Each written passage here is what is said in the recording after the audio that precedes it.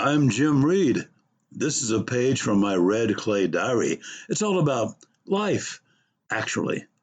This is called Wearing Pee Wee's Playsuit. After many decades of living, loving, and getting by, I've come to the conclusion that everybody feels cool at least once in a lifetime, maybe even a few times in a lifetime for the lucky ones. Coolness is a state of mind, which means that you may feel cool to yourself, but you have no idea how you might look ridiculous, uncool to others. There's a time in my life when I owned and wore an exact replica of the Pee Wee Herman suit, his trademark outfit, which consisted of this form-fitting, neatly pressed, narrow-lapelled suit, complete with white dress shirt and bow tie. In my case, I wore the obligatory Mad Men thin necktie.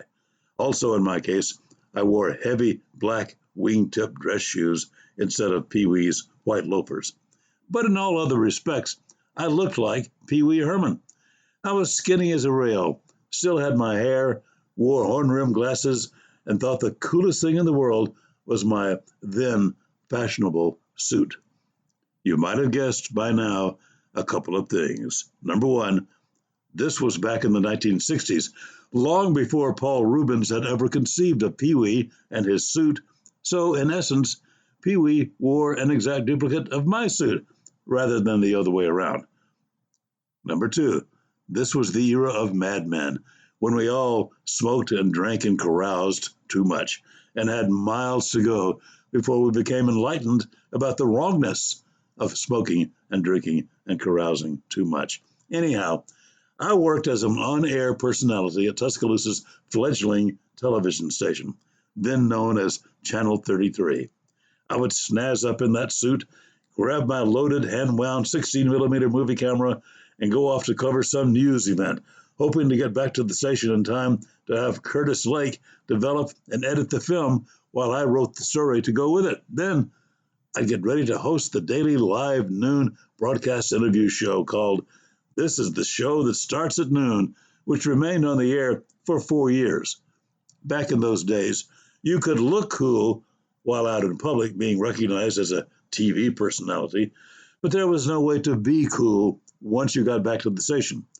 At the station, you were just another employee trying to keep your job, stay out of the way of the more hostile, pointy-haired folks, and just having fun doing your job.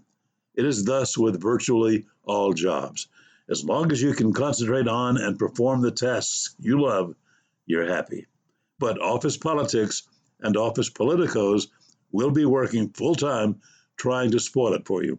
Denial is your only weapon. Anyhow, for a few minutes at a time during those years at Channel 33, I could overcome my insecurities and self-doubts, don the Pee Wee suit, leave the station to cover a story or host a panel or judge a beauty contest or make a personal appearance, and just plain forget the other facts of life I had to put up with.